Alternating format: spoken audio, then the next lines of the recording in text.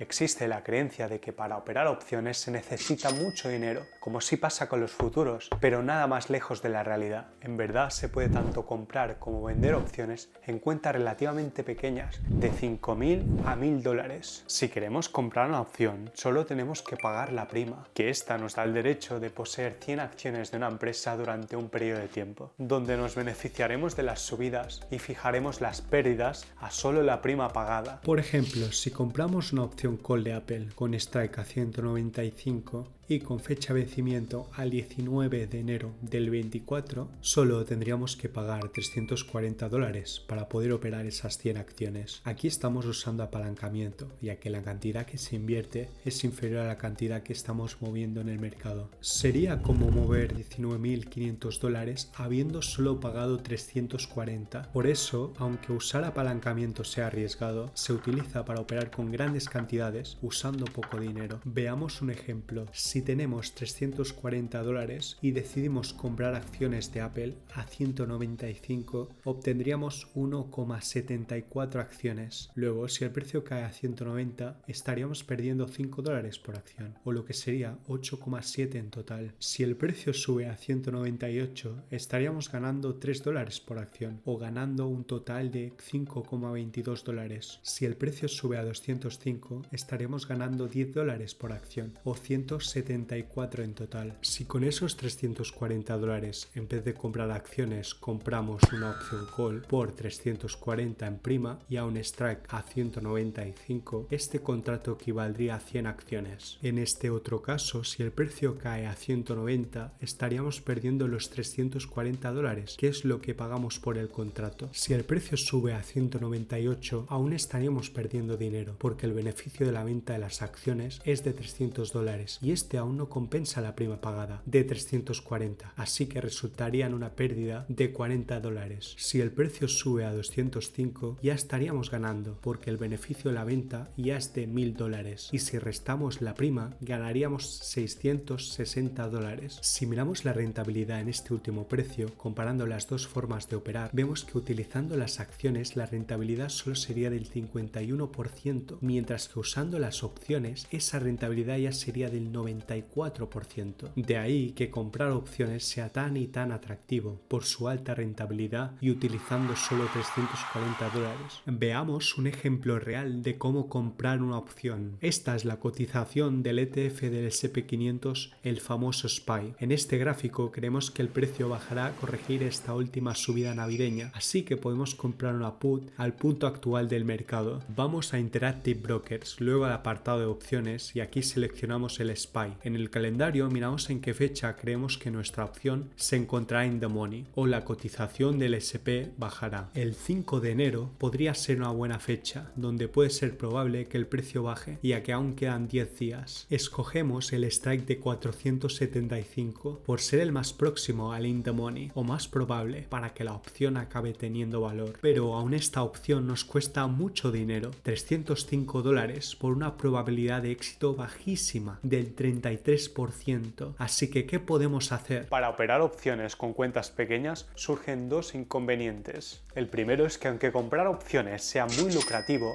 existen ciertas acciones donde las primas son carísimas y pagar esas cantidades supondría un riesgo enorme para nuestras cuentas pequeñas. En el ejemplo anterior, si esa opción de Apple nos costó 340 dólares, con una cuenta de 1.000 dólares supondría un 34%, que asumiríamos un 60% de riesgo de pérdida. Vamos, 3 de cada 5 veces perderíamos ese dinero. Así no compensa. El segundo inconveniente es a la hora de vender opciones. Como os comenté en el pasado vídeo, ya requieres de más capital para hacerlo, porque tal vez tengas que comprar o vender 100 acciones como mínimo, donde algunas pueden estar cotizando a 90, 150 o incluso más, lo que supondría tener que comprar o tener en cartera acciones por 9.000, 15.000 o incluso más. Para estos dos inconvenientes tenemos dos soluciones. La primera es utilizar la llamada ingeniería financiera, y la segunda es lo que hago yo. La primera opción consiste en combinar contratos de opciones para crear los llamados spreads. Existen dos tipos de spreads, los debit spread y los credit spread, y estos últimos son mis favoritos. Los debit spread consisten en comprar una call o una put y luego vender el mismo tipo de contrato a un strike distinto, pero más out of the money, y utilizando la misma fecha de vencimiento que la opción comprada, para así poder financiar una parte del contrato de la opción comprada. Consiste en comprar opciones, pero con menos dinero y sacrificando parte del beneficio. En estas operaciones empiezas pagando y perdiendo para luego tener un posible beneficio máximo limitado, que solo puedes llegar hasta el strike de la operación vendida. En conclusión, tienes que estar muy seguro de la dirección que tomará la acción durante un breve periodo de tiempo, como también pasaba al solo comprar las opciones. Pero es mucho mejor que comprar opciones y ya está, porque de esta manera te sale mucho más barato. Reduciendo el precio de la prima, solucionamos el primer inconveniente, que ocurría cuando compramos acciones ya más caritas, a través de una cuenta pequeña. Veamos un ejemplo de cómo hacer un debit spread. ¿Os acordáis que queríamos comprar una put a 475? Pero esta era muy cara. Ahora que conocemos qué son los debit spread, podemos hacer uno en este ejemplo. Primero tenemos que tener seleccionado el Strategy Builder. Ahora compramos la put que queríamos, pero esta vez la financiamos vendiendo una que esté más out of the money, que en este caso será el 474. Así con esto conseguimos reducir el coste de la operación a solo $41, teniendo un beneficio máximo de $58 y aumentando la probabilidad de éxito al 44%. Aquí aparece nuestro debit spread. El precio tendrá que estar por debajo del 474 para que nos llevemos esos $58. Vamos, un 40% de rentabilidad. Luego hay los credit spread, que son la combinación ideal para una persona que quiere vender opciones pero no tiene el suficiente dinero en la cuenta, en el supuesto que la opción se asigne o que directamente se quiera limitar las pérdidas. Los credit spread consisten en vender una opción call o put, luego comprar una opción del mismo tipo a un strike distinto, pero más out of the money, y utilizando la misma fecha de vencimiento que la opción vendida. Consiste en vender opciones, pero limitando las pérdidas. En estas operaciones empiezas recibiendo la prima, pero parte de esa prima la dedicas a comprar una opción para que haga de stop limit del contrato vendido, por si este último se encontrara in the money y poder limitar sus pérdidas. Es una buena estrategia, pero no se puede abusar de ella, ya que a diferencia de simplemente vender opciones, en estas últimas las pérdidas son en papel y puedes esperar y esperar para acabar ganando dinero o al menos no perder nada una vez la acción se gire. Pero esto no pasa con los credit spreads, donde las pérdidas son definitivas. A pesar de todo, este spread es mi favorito, porque no necesitas que la acción tome una dirección en concreto para llevarte la prima, de igual forma que al vender opciones. Operando credit spreads consigues vender opciones con cuentas muy pequeñas, porque el broker tiene la garantía que esa cuenta tiene la liquidez suficiente para soportar las posibles pérdidas fijadas. Así, los credit spreads son una forma de solucionar el segundo inconveniente. Atención, hace falta recordar que en un credit spread, si el precio de la acción se encuentra entre el strike de la opción vendida y el strike de la opción comprada, y esa opción expira, tendrías la obligación de comprar o vender esas acciones, porque la opción comprada no tendría valor. Por eso hay muchos brokers que directamente te cierran las operaciones cuando pasa esto. Pero sobre todo estad muy atentos y aseguraos de que esas operaciones se cierran. Veamos un ejemplo de cómo hacer un credit spread. Como antes, creemos que el S&P500 corregirá la subida navideña, pero esta vez no queremos depender tanto de la cotización. Vendemos una call a 480 y compramos una call a 481 para limitar nuestra pérdida o operar con una cuenta pequeña. Con esto conseguimos $15 en solo 3 días y arriesgando 85 como máximo, o sea un 17.65% sobre esa exposición, que no está nada mal, con una probabilidad de éxito de un 82%. Aquí el único problema que tiene este trade son las comisiones, porque son de $3 sobre los 15 que podemos ganar, por lo tanto de un 20%. Vamos, altísimas, no es un buen spread. Y aquí aparece nuestro credit spread, que seguramente estará más contento el broker que lo que puedo llegar a ganar yo. Por por último hay la combinación de dos credit spreads, que se le llama una Iron Condor. Si creemos que un activo no se va a mover de un cierto rango, podemos poner un call credit spread por arriba y un put credit spread por debajo, llevándonos las dos primas y estando cubiertos por los dos lados. Veamos un ejemplo de cómo hacer una Iron Condor. En el ejemplo anterior habíamos puesto un call credit spread por la parte de arriba, así que si creemos que el SP no se va a mover mucho, podemos poner también un put credit spread por debajo. Para conseguir una Iron Condor, elegimos 18 de delta para vender a un strike de 470. No es nada conservador, ya que es mejor hacer un credit spread a una delta de 10 y compramos una put más out of the money, esta vez un poco más abajo para tener más margen de beneficio, a 468. En esta operación el beneficio máximo es de 20 y la pérdida máxima es de 180, o sea un 11% sobre la pérdida, que tampoco está nada mal, con una probabilidad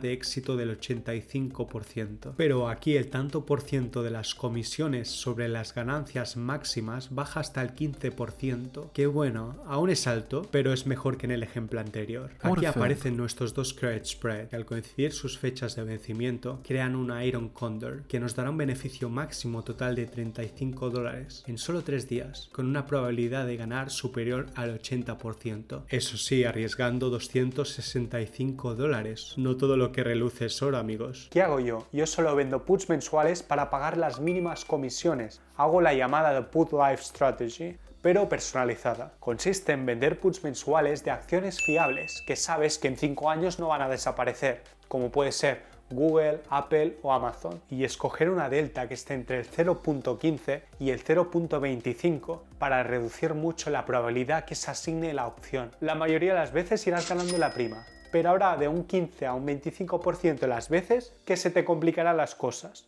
Luego lo que se hace es hacer un roll out. ¿Qué es un roll out? Hacer un roll out de una opción consiste en comprar la opción vendida, que está in the money, para luego venderla otra vez eligiendo el mismo strike, pero solo cambiando la fecha de vencimiento. Se puede hacer un roll up o un roll down, que consiste en hacer lo mismo, pero se elige otro strike para asegurarse de que la nueva opción vendida no estará in the money. Pero el problema de esto es que acabas perdiendo dinero y solo compensando parte de la pérdida inicial. La gracia de hacer un roll out es que con esto consigues simular como si tuvieras las 100 acciones en cartera a un precio inicial igual al strike de la put. Hacer esto te permite solo asumir la variación del precio de la acción desde el punto de strike, consiguiendo tener pérdidas en papel o no definitivas y no pérdidas realizadas como en los spreads, donde ya no hay vuelta atrás. Las pérdidas en papel hacen que si la acción continúa cayendo sigas perdiendo, pero una vez esta suba empezarás a recuperarte del todo, incluso a ganar dinero. Son pérdidas que las vas alargando en el tiempo hasta que se convierten en ganancias. Lo único que tienes que vigilar aquí es la gestión del riesgo de tu cuenta, vigilar cuántos contratos puedes soportar tu cuenta y las comisiones del broker, donde debes pensar hasta qué fecha te interesa hacer el roll out para no estar pagando muchas comisiones. Por ejemplo, si la acción cayera mucho, no harías un roll out de un mes, sino de 3 o incluso más. Aparte te ahorras el coste de oportunidad que asumirías al haber comprado directamente las opciones, donde aparecerían dos inconvenientes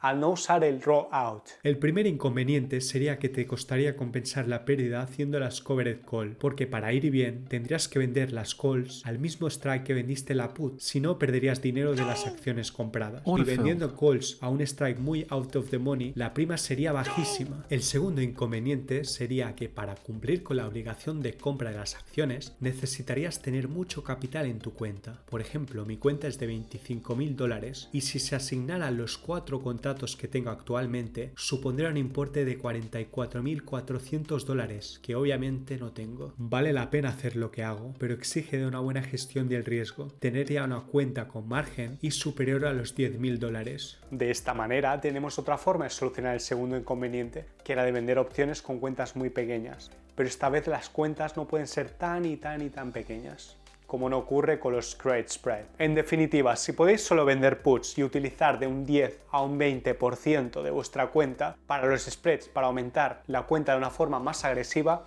es lo mejor, pero si vuestra cuenta os lo permite. Pero si esta es muy pequeña y solo podéis operar spreads, operad de forma muy conservadora para hacer crecer la cuenta, tanto con los beneficios como también con los ahorros. Y sobre todo vigilad con las comisiones, que estas se olvidan y son muy importantes también. Eso fue todo por hoy, y si queréis saber por qué es mejor vender opciones que comprar opciones, aquí tenéis el vídeo.